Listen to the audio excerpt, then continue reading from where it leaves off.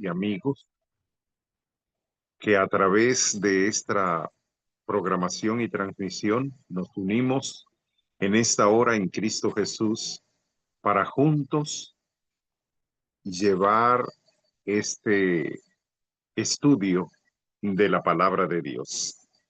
Así como estamos, tengamos una breve oración. Padre querido, este momento especial que nos brindas de poder abrir tu santa palabra y por la gracia de tu Espíritu extraer de ella las verdades que nos ayudan a crecer y ser fortalecidos en la fe de Cristo Jesús. Que en esta oportunidad tu Espíritu, Señor, la grave en nuestras mentes y nos enseñe a ponerla en práctica cada día de nuestra vida, porque te lo pedimos en el nombre de Jesús. Amén.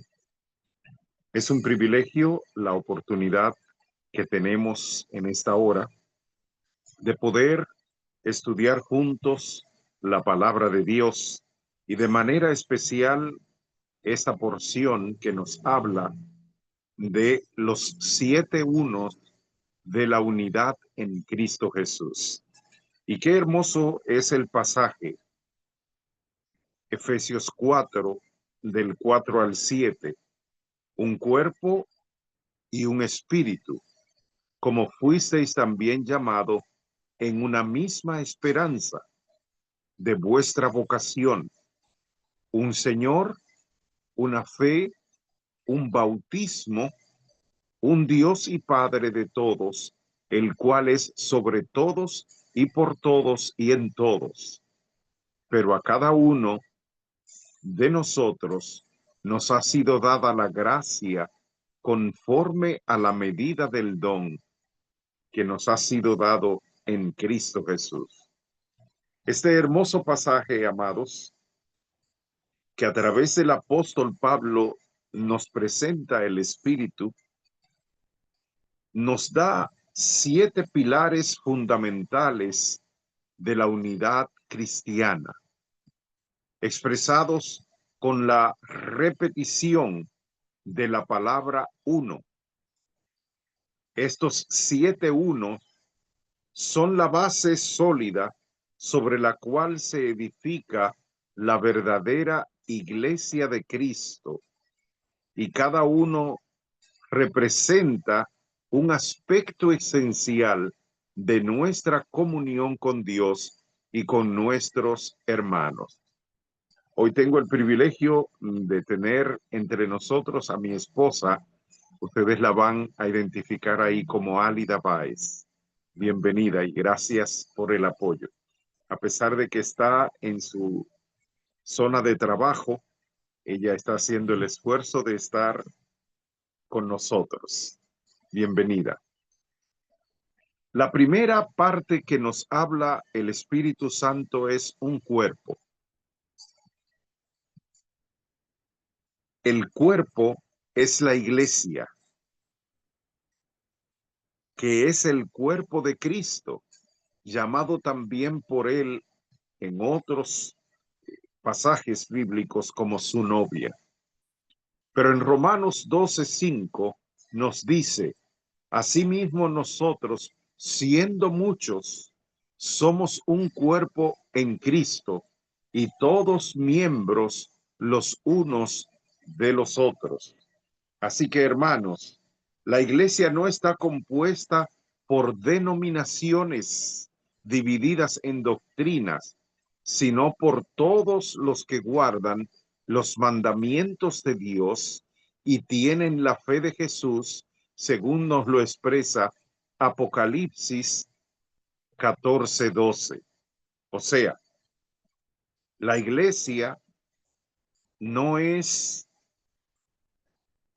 la iglesia adventista, la iglesia pentecostal, la iglesia católica, la iglesia metodista, anglicana, luterana o cualquier otra. La iglesia de Cristo, recuerden, está compuesta por todos aquellos que guardan los mandamientos de Dios y tienen la fe de Jesús. Por eso, la unidad del cuerpo no es una unidad externa, sino armoniosa, espiritual, bajo la cabeza que es Cristo, según nos dice Colosenses 1:18, que está allí, ustedes pueden confirmarlo en sus Biblias.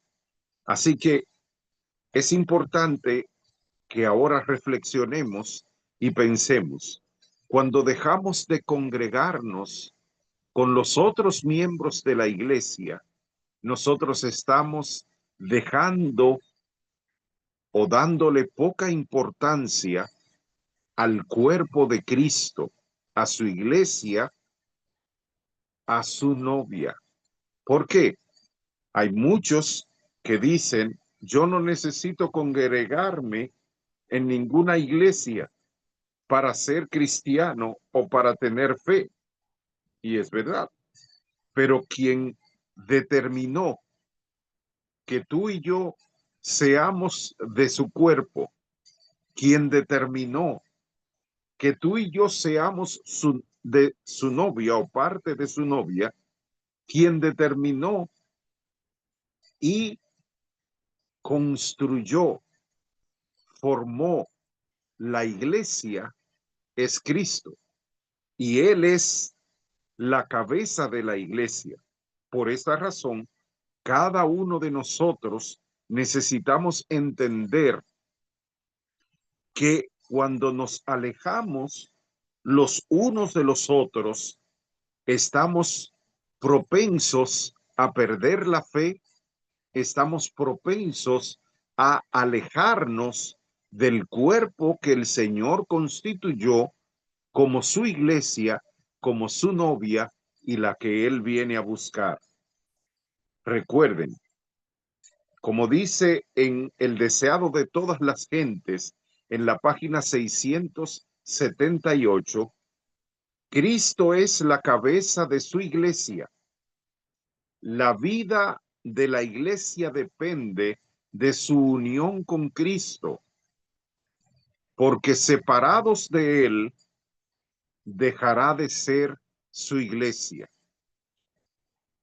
Ahora, amados, ¿cuál es el propósito de la iglesia?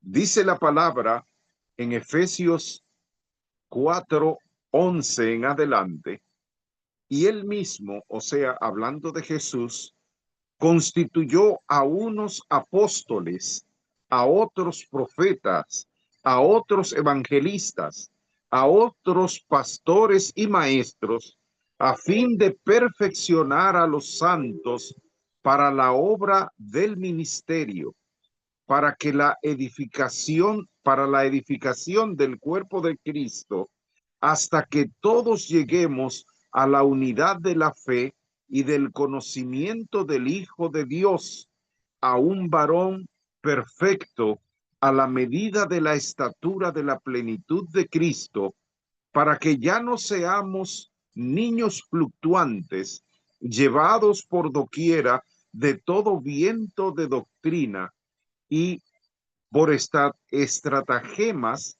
de hombres que para engañar emplean con astucia las artimañas del error, sino que siguiendo la verdad en amor, crezcamos en todo en aquel que es la cabeza, esto es, en Cristo. ¿Cuál es el propósito de la iglesia? La iglesia no es el edificio se llama templo o lugar de asamblea, lugar de reunión. La iglesia, recuerda, somos tú y yo. ¿Y cuál es la razón por la cual Dios constituyó su iglesia?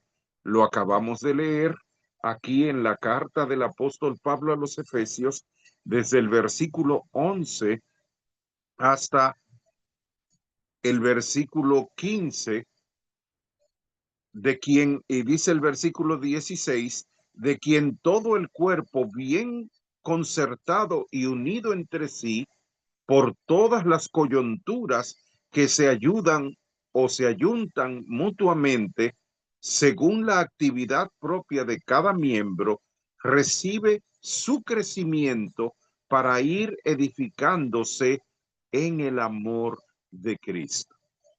Ya ves, la iglesia no es cualquier cosa. Es el medio a través del cual Dios ha dispuesto en Cristo Jesús que tú y yo seamos capacitados, seamos hechos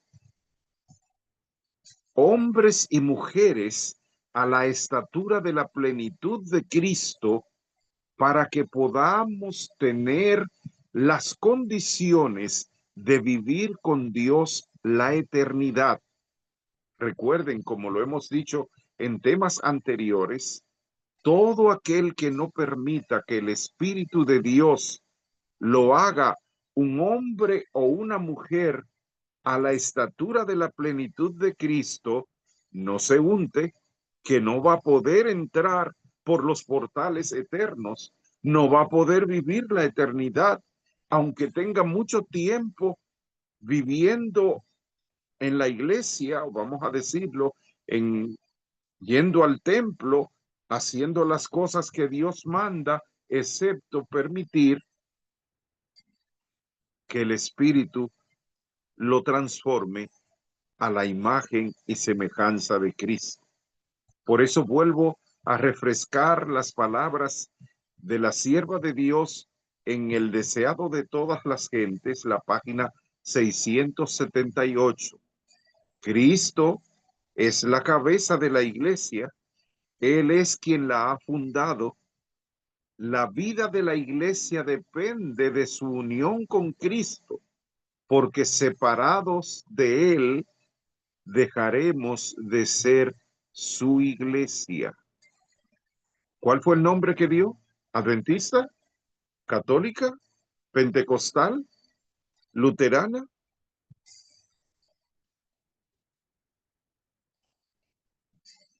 ¿La iglesia de Jesucristo de los últimos días? ¿Cuál fue el nombre que dio? La iglesia de Cristo, la unidad en su cuerpo. El segundo uno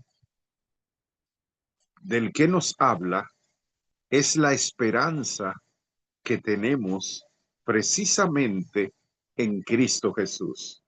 Esta misma esperanza que tú y yo albergamos, por la cual estamos queriendo ser transformados a la semejanza de Cristo Jesús, esa esperanza es que un día no muy lejano, Jesús volverá a buscarnos a ti y a mí para llevarnos con Él a vivir por 1000 años en el cielo y luego por la eternidad para reinar con Él como reyes y sacerdotes en Cristo Jesús. Esa esperanza, hermano, hermana que me escuchas, no la podemos tener si no vivimos de acuerdo a lo que Jesús ha puesto en nuestras vidas, ha puesto como normas, palabras que necesitamos seguir, instrucciones que necesitamos hacer, no como nosotros pensamos, no como nosotros querramos, no cuando nosotros querramos, sino cuando Él lo mandó, como Él lo mandó y para lo que Él lo mandó, para que todos crezcamos a la estatura de la plenitud en Cristo Jesús, como hombres y mujeres de Dios, y esa esperanza bendita nos permitirá, cuando Él venga por segunda vez, ir a morar con Él por la eternidad. No importa que muramos ahora o que permanezcamos vivos hasta que Él venga, el que tiene esta esperanza estará allí, porque no es una promesa que ha hecho un hombre, es la promesa que Dios nos ha dado. El tercero en esta unidad es un espíritu. Y este es el Espíritu Santo, el Espíritu de Dios, el Consolador prometido en San Juan 14, del 26.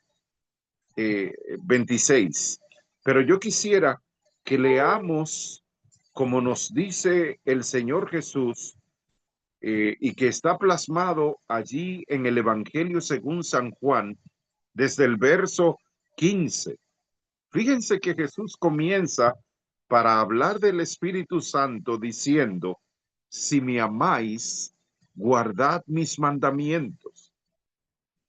Oh, ¿por qué Jesús, para hablarnos del Consolador, el Espíritu Santo, primero menciona que si lo amamos, debemos guardar sus mandamientos?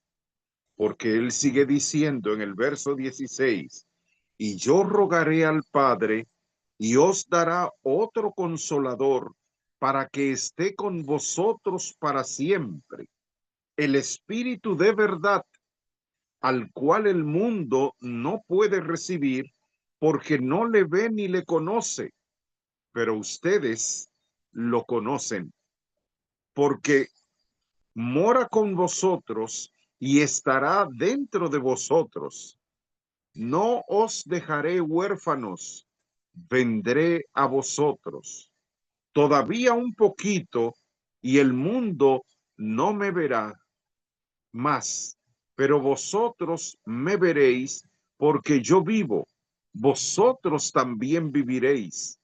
En aquel día vosotros conoceréis que yo estoy con mi Padre, y vosotros en mí, y yo en vosotros.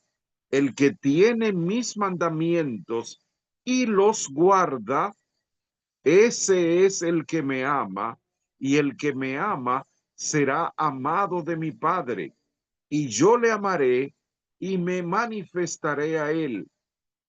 Le dijo entonces Judas, su hermano, no el Iscariote, hermano de Jesús: Señor, ¿cómo es que te manifestarás a nosotros y no al mundo?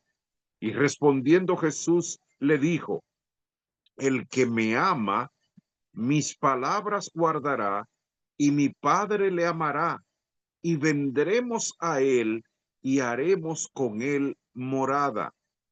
El que no me ama, no guarda mis palabras, y la palabra que habéis oído no es mía, sino del Padre que me envió.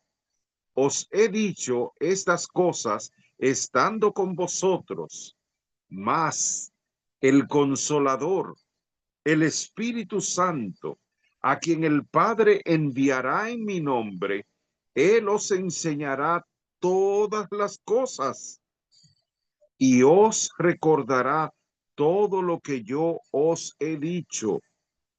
La paz os dejo, mi paz os doy. No como el mundo la da, yo os la doy. No se turbe vuestro corazón, ni tenga miedo.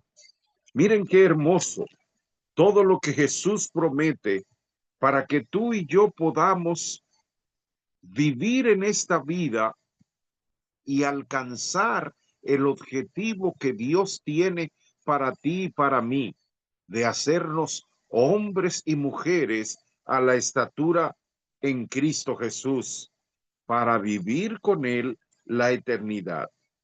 Esto dice en el capítulo 16, desde el verso 4, la segunda parte: esto no os lo dije al principio porque yo estaba con vosotros, pero ahora, dice el verso 5, voy al que me envió, y ninguno de vosotros me pregunta: ¿a dónde vas?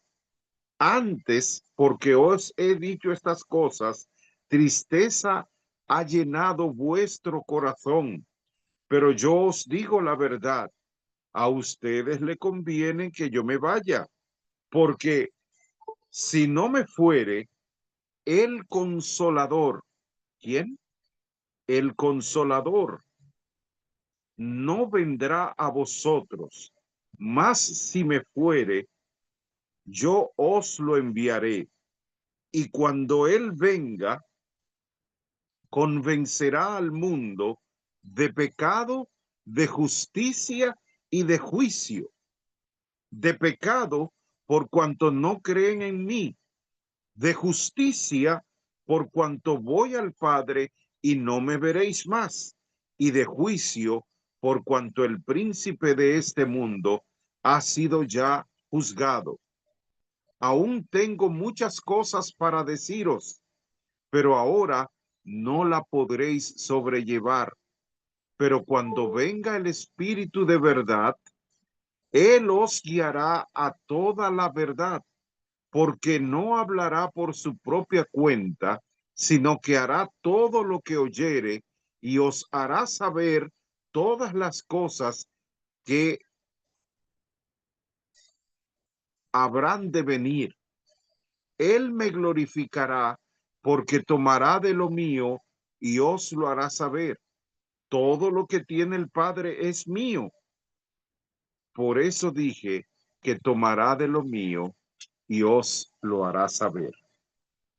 Este tercer uno es el punto clave de la unidad, porque solamente el Espíritu de Dios puede poner en nosotros las condiciones para poder amarnos mutuamente, para poder amar a Dios al convencernos de pecado, de justicia y de juicio, y para amar a nuestro prójimo como a nosotros mismos. Miren lo que dice en primera a los Corintios, capítulo 12 y el verso 13, porque por un solo espíritu fuimos todos bautizados en un cuerpo. Ah, queridos, qué interesante es esto. ¿Saben por qué? Porque hay muchas personas que cuando ven a alguien en la iglesia, ya sea un dirigente o un hermano de la iglesia, hacer algo que está contrario a la voluntad de Dios, llegamos a molestarnos, a incomodarnos o a despreciar a la iglesia de Dios de tal manera que decimos, para yo ser así, mejor no estoy en esa iglesia.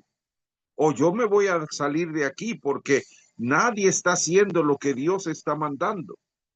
Oh, y la pregunta es, ¿fuiste bautizado en el nombre de esa persona que está haciendo lo incorrecto en la iglesia de Dios? ¿O fuiste bautizado o bautizada por el Espíritu Santo para ser parte del cuerpo de Cristo? Recuerda que Jesús dijo en San Juan capítulo 3, el verso 5, que necesitamos ser bautizados, versos 5 y 6. Necesitamos ser bautizados de agua y del Espíritu. Cuando nos bautizamos, pero no permitimos que el Espíritu de Dios nos transforme, solo hemos sido mojados, porque aunque el ser bautizados o sumergidos es un acto público de renuncia a nuestra vida pasada, si no permitimos que el Espíritu de Dios nos bautice, que quiere decir que Él tome el control de nuestra vida para enseñarnos a vivir de acuerdo a la voluntad de Dios, para transformarnos a la medida de la plenitud de Cristo, para ser como Dios. No podremos alcanzar las mansiones eternas. No podemos vivir con Dios la eternidad. No podremos ver el cielo que tanto anhelamos ver y vivir en él. Porque, amados, el Espíritu Santo de las tres personas de la Trinidad es el que está encargado de hacer esa transformación en nuestra vida por la gracia que nos es dada en Cristo Jesús. Por eso, no puede haber verdadera unidad sin la dirección del Espíritu de Dios. Él es quien distribuye los dones une los corazones y santifica la vida para que seamos como Dios quiere. Escuchen lo que dice la sierva en Hechos de los Apóstoles, página 47. Elena White dice, el Espíritu Santo une en una fraternidad celestial a todos los que creen en Cristo. ¿A cuántos? Los que creen en Cristo, a todos. Entonces, es el Espíritu Santo el encargado de darnos a nosotros esta unidad.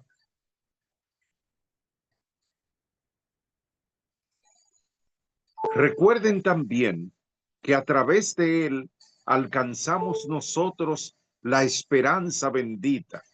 Esta es la esperanza bienaventurada del regreso de Cristo y de la venida a buscarnos para la vida eterna. Les doy el texto de Timoteo capítulo 2 y la carta a Tito capítulo 2 y el verso 13 que nos dice, aguardando la esperanza bienaventurada y la manifestación gloriosa de nuestro Señor y Salvador Jesucristo. Nuestra esperanza no está en el mundo. Por esa razón, necesitamos humillarnos al Espíritu para que Él nos haga semejante a Dios, porque la verdadera unidad florece en aquellos que miran más allá de lo invisible hacia la redención final que recibiremos esa mañana gloriosa cuando el Señor se manifieste. El cuarto uno es un Señor, y este Señor es Jesucristo. Según Hechos capítulo 2 y el verso 33, se nos hace una declaración a través del apóstol Pedro. Sepa pues ciertísimamente toda la casa de Israel que a este Jesús Dios lo ha hecho Señor y Cristo. Por esa razón, cuando nosotros decimos el Señor, no estamos hablando de ningún ser humano poderoso que se cree Señor o se hace llamar Señor. No estamos hablando de reyes terrenales, presidentes, primeros ministros o cualquier otra persona que se cree Señor o se hace llamar Señor. El Señor de quien tú y yo dependemos, de quien tú y yo necesitamos tener la confianza y la seguridad, es Cristo Jesús, Señor nuestro. Él es nuestro único soberano y la fe cristiana no se acepta de otro medio que no sea ni de otra autoridad que no sea la de Cristo Jesús, que está sobre su iglesia como cabeza, y tú y yo como parte de ella, miembros para la gloria de Dios. Otra cosa importante, y es el quinto uno, una fe. Oh, qué grandioso. La fe que se manifiesta o se expresa aquí se refiere a la doctrina apostólica que hemos recibido, y ellos la recibieron de Cristo Jesús, y esta es la que tiene la verdad que nosotros creemos. Dice en la carta universal del apóstol Judas, en el capítulo 1 y el verso 3, que contendáis ardientemente por la fe que ha sido dada una vez a los santos. Esta fe no cambia con el tiempo, no cambia con los tiempos, ni se adapta a las culturas. Esta fe es la misma desde el Edén y lo será hasta la eternidad. La fe que es en Cristo Jesús. Ya leímos hace un momento Apocalipsis 14:12, que nos dice, los que guardan los mandamientos de Dios y tienen la fe de Jesús. Aquí está la perseverancia de los santos, porque guardan los mandamientos de Dios y tienen la fe de Jesús. ¿Cuál es esta fe? ¿Por qué la necesitamos? Bueno, dice claramente en Hebreos 11:1 que la fe es la que nos da la seguridad, la certeza de lo que esperamos y nos hace ver con claridad lo que esperamos antes de que sea. Esta fe no se adquiere con creer en lo que diga algún ser humano. Esta fe solo se adquiere cuando nosotros aceptamos la palabra de Dios como cierta, aunque nos muramos sin ver la promesa hecha realidad, porque tenemos la confianza de la promesa que Él ha dado. Aunque estés muerto, si crees en Cristo Jesús, vas a vivir y vas a ver lo prometido por Dios para que tú y yo alcancemos la vida eterna. Oh amados, recordemos Hebreos 11:6. Sin fe es imposible agradar a Dios, porque es necesario que el que a Dios se acerca crea que Él existe y que recompensa a todos los que lo buscan. Y dice también que tú y yo, como Moisés, Abraham y cada uno de los héroes de la fe, necesitamos vivir como viendo al invisible. ¿Por qué? Porque cuando no tenemos en cuenta que Dios está presente, y esta parte por eso me gusta llamar a Dios más que Señor, llamarle Jehová, porque el nombre Jehová significa el Dios que está siempre presente, el Dios que está dando que tú y yo alcancemos la vida, pero Él yendo siempre a nuestro lado, buscando siempre la mejor forma de que tú y yo alcancemos los objetivos propuestos para vivir con Él la eternidad. Pero Él no allá arriba en el tercer cielo, sino aquí a nuestro lado, como nuestro Padre amante, como nuestro refugio, como nuestro consolador, Jehová de los ejércitos. Por eso, en Mensajes Selectos, tomo 3, la página 385, a través de su sierva Elena White, el Señor nos dice, los que tienen una fe verdadera en Cristo Jesús serán obedientes a todos los mandamientos de Dios. Gloria sea a su nombre, mi hermano, mi hermana que me escuchas en esta hora, porque si no fuera por esa fe, hoy día tú y yo no tuviésemos esperanza. Si no fuera por creer en la palabra de Cristo, hoy tú y yo viviéramos en este mundo como viven los animales, solo para nacer, crecer, reproducirnos y morir. Pero todo aquel que tiene esta esperanza se purifica a sí mismo, porque el Señor ha dicho que va a volver a buscarnos a ti y a mí si nos parecemos a Él. Y el tercero de los unos es el bautismo. Y aquí podemos entender esta parte tan especial. Este es el bautismo que el Señor mandó a través del agua, por inmersión, pero también del Espíritu, porque es un símbolo de la muerte y de la resurrección en Cristo. Por eso, en la carta a los Romanos, el capítulo 6 y el verso 4, a través del apóstol Pablo, el Espíritu Santo nos dice, porque somos sepultados juntamente con Cristo para muerte por medio del bautismo.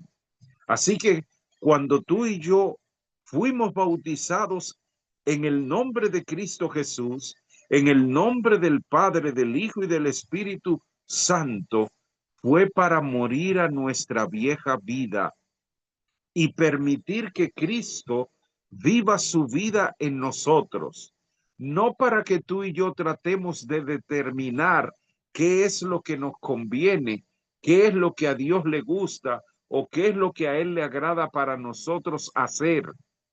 Él ha dejado claro que su Santo Espíritu nos guiará a toda la verdad y nos enseñará el camino que debemos andar.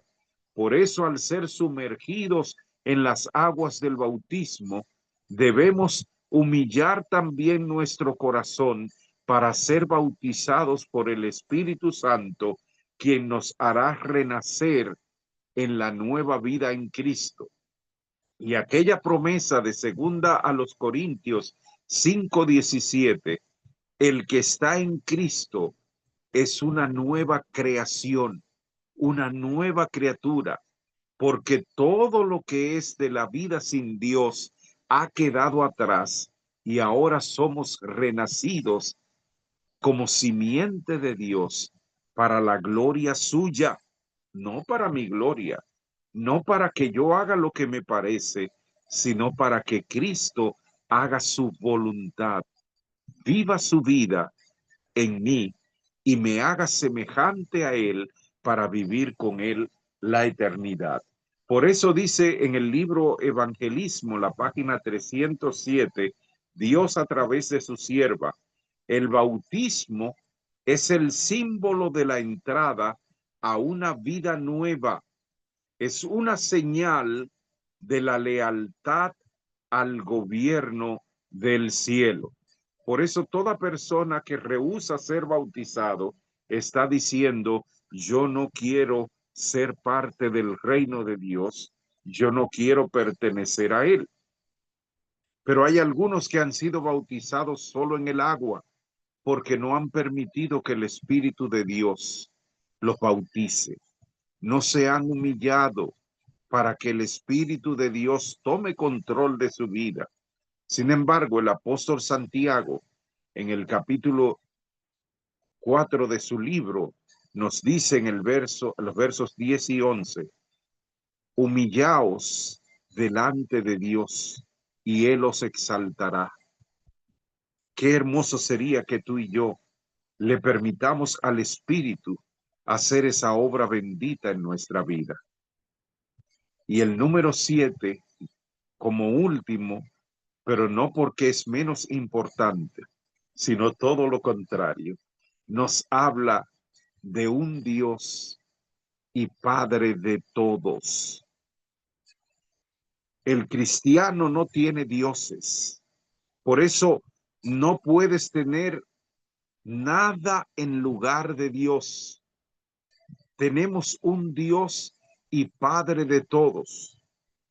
Tu trabajo no puede ser primero que Dios. Ninguna persona de tu familia puede ser primero que Dios. Nada en este mundo, ninguna posesión material puede ser primero que Dios, porque tenemos un Dios y Padre de todos, y este es Jehová de los ejércitos, nuestro Padre celestial, de quien procede toda vida. Y gloria a Dios que tú y yo estamos permitiendo que su Santo Espíritu nos convenza de pecado, de justicia y de juicio para aceptarlo a Él como nuestro único Dios, como nuestro único Padre y Salvador. Nos dice en primera los Corintios capítulo 8 y el verso 6. Para nosotros, sin embargo, solo hay un Dios, el Padre, del cual proceden todas las cosas. Y amados, qué hermoso. No es un padre cualquiera, es el Padre que creó los padres y enseñó a los padres a ser padres. Qué padre, ¿verdad? Como dicen los mexicanos. Cosa hermosa, porque el amor de Dios se manifiesta a través de ti y de mí, a nuestros hijos, porque Él nos ha puesto en su lugar frente a nuestros hijos como padres, no para que nos adoren como a Dios, sino para que nosotros le enseñemos a amar a nuestro Padre Celestial con nuestro ejemplo, con nuestra vida. Así que padre y madre que me escuchan en esta hora, tu vida y mi vida han sido designadas por Dios como el ejemplo para nuestros hijos del amor, el cuidado protector, de cómo suple Dios cada una de nuestras necesidades. Y aunque seamos pobres y no tengamos mucho, el sostener a nuestros hijos con nuestro amor y lo que tenemos produce en ellos el amor, la gracia y la estabilidad para ser hombres y mujeres de un carácter templado, sobrio, lleno de verdad y firmeza en esta tierra. Por eso, tú y yo como hijos de Dios, no podemos aceptar otro Dios en nuestra vida. Y el primer mandamiento está escrito allí porque el mismo Dios nos pide, no tendrás dioses ajenos delante de mí, ni te inclinarás a ella o a ellos, ni los honrarás. No hay múltiples dioses, ni jerarquías celestiales de poder divino. Solo existe un Dios, el Supremo, que está en todos, por todos y sobre todos, que es nuestro amante Padre Celestial. Y si tú y yo vivimos de acuerdo a su divina y santa voluntad, entenderemos cómo nuestra vida va a ir siendo transformada por ese bendito poder. La sierva de Dios, Elena White, en El conflicto de los siglos, en la página 492 nos dice, el Padre y el Hijo emprendieron la obra de la creación. El Padre es la fuente de todo ser y mediante su Hijo obró todo. Por eso en el Evangelio según San Juan, en el capítulo 1, los primeros versos del 1 al 3, se nos dice, en el principio era el verbo, y el verbo era con Dios, y el verbo era Dios. Este era en el principio con Dios. Todas las cosas por él fueron hechas, y sin él nada de lo que existe fue hecho. Para que entendamos un poquito mejor este texto, permítanme cambiar la palabra verbo por la palabra cocinero o cocinera y la palabra Dios por chef o jefe de cocina. Y vamos a ver si lo entendemos un poquito mejor. Al principio era el cocinero y el cocinero estaba con el chef o el jefe de cocina, pero el cocinero también era chef. Este era en el principio con el chef y todas las cosas por él fueron hechas. Así que nada de lo que ustedes tienen servido para comer fue hecho sin el cocinero, que era también chef. ¿Me hice entender? Eso es lo que quiere decir aquí. Aunque Jesús fue quien creó todas las cosas, él también era igual que Dios, era Dios, solo que juntos estaban logrando este bendito propósito. Así que hermanos y hermanas que me escuchan, el versículo 7 de este estudio de Efesios 4, del 4 al 7, cierra con una nota poderosa para ti y para mí. Pero a cada uno de nosotros, a ti y a mí, fue dada la gracia conforme a la medida del don de Cristo. Y esto quiere decir que aunque hay unidad en la verdad, según nos dice San Juan 17 y 17, también hay diversidad de dones que Dios nos ha dado. No todos somos iguales en funciones, pero sí somos iguales en valor ante Dios. Cada uno recibe gracia para cumplir el papel que Dios le ha dado en el cuerpo de Cristo. Por eso eres necesario en la iglesia, porque Dios te ha dado una función que necesitas desempeñar. El fundamento de esta unidad no es la organización humana, no es porque estamos en la iglesia adventista, tenemos allí el manual de iglesia, los manuales de procedimientos para pastores, ancianos, directores de departamentos de las diferentes, de los diferentes departamentos de la iglesia, lo que produce la unidad. No, el fundamento de esta unidad es Cristo mismo. Y por esa razón tú y yo necesitamos ir al encuentro de nuestro Dios cada día para ponernos en sus manos y recibir de Él toda la capacitación, las habilidades y las directrices para hacer lo que Él nos ha dado. No pienses que tú no eres importante en la iglesia. No pienses que tú no tienes nada que hacer.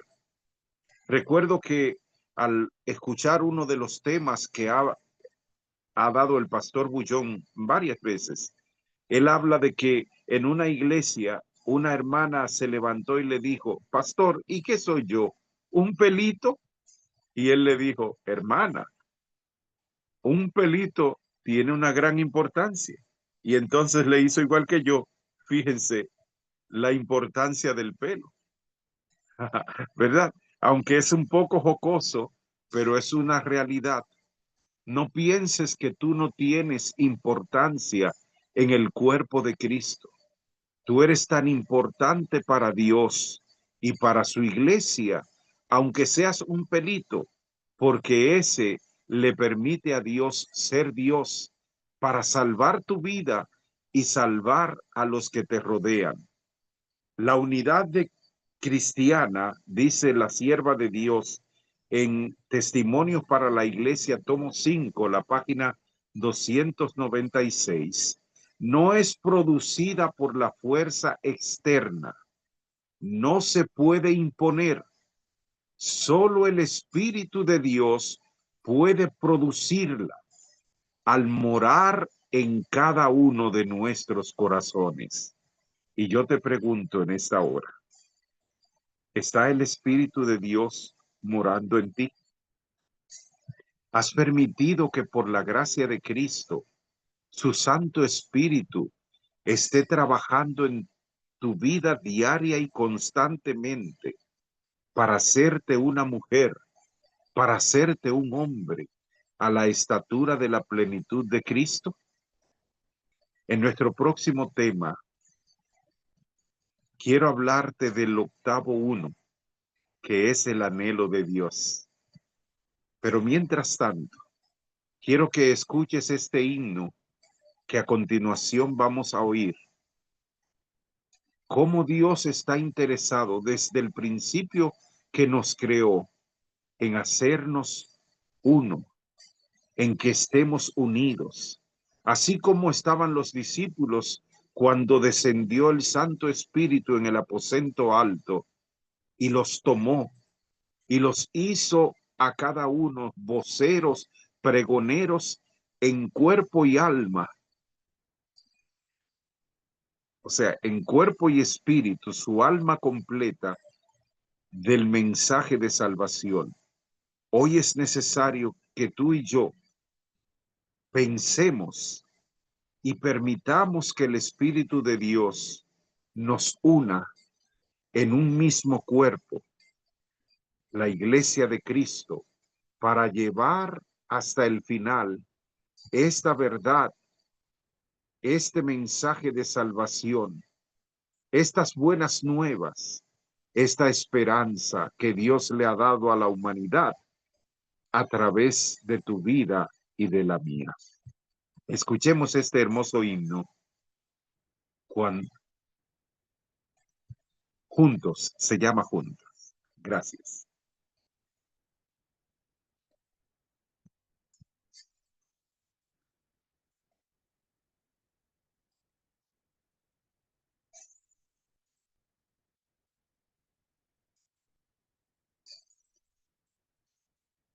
La hermana Nirma, si puede, por favor, colocar el himno Juntos.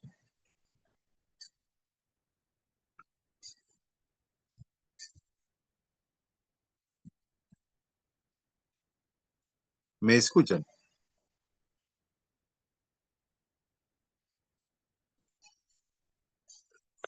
Hermana Nirma.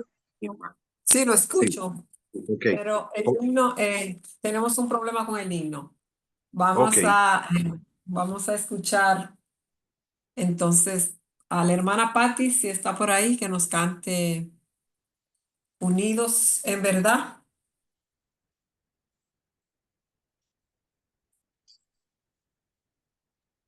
Fue el himno de inicio, hermanita.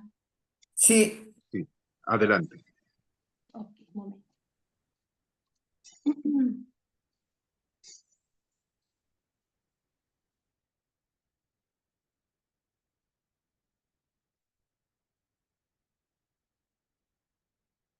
Por nuestro Señor, unidos en verdad, lo adoramos con fervor.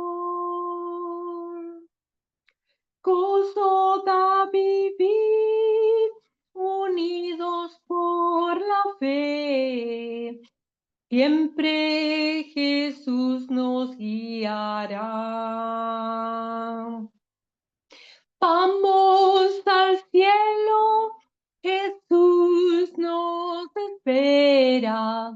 Hay un lugar para ti.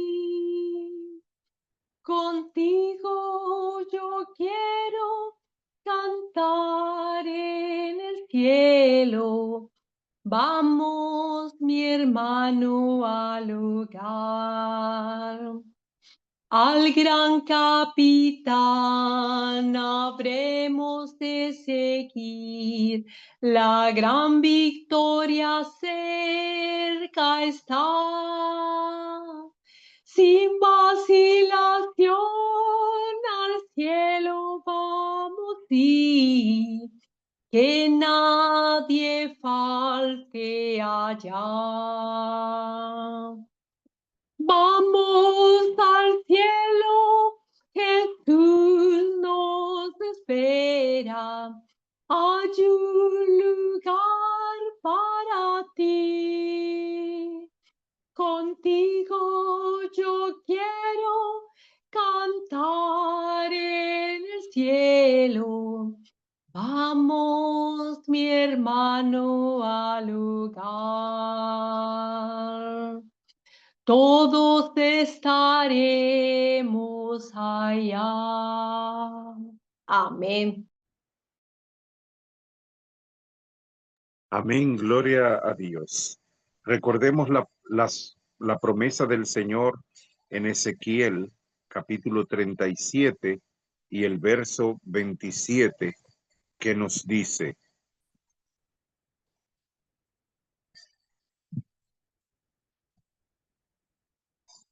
perdón, 36, 27. Ajá. La promesa es bien hermosa y clara.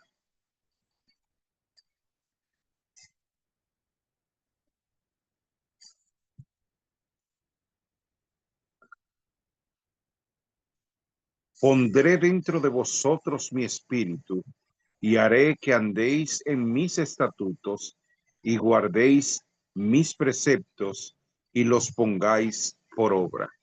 Solamente a través del Espíritu de Dios viviremos en unidad, en humildad y en renovación cada día a la semejanza de nuestro Señor y Salvador. Padre querido, en esta hora rogamos delante de ti humildemente, Señor, que tu Santo Espíritu nos posea y sea el dueño absoluto de nuestras vidas, que tome nuestro corazón porque no tenemos fuerzas para dárselo, pero Él tiene el poder de tomarlo, hacerlo semejante a ti y hacernos hombres y mujeres como tu corazón. Que cada uno de los que hemos escuchado, hemos estudiado y analizado tu mensaje de esta hora, pueda, Señor, recibir la bendición de ser transformado en una hija tuya, en un hijo tuyo a tu semejanza, y que juntos podamos vivir la eternidad con Cristo. Que cada día, Señor, tu Santo Espíritu manifieste a Cristo Jesús en nuestro diario vivir, al andar donde vayamos, al trabajar donde trabajemos, al vivir donde vivamos, nuestro diario caminar sea contigo y podamos, oh Señor, llevar tu mensaje de verdad con tu palabra en nuestras vidas, porque te lo rogamos en el nombre de Jesús. Amén. Amén.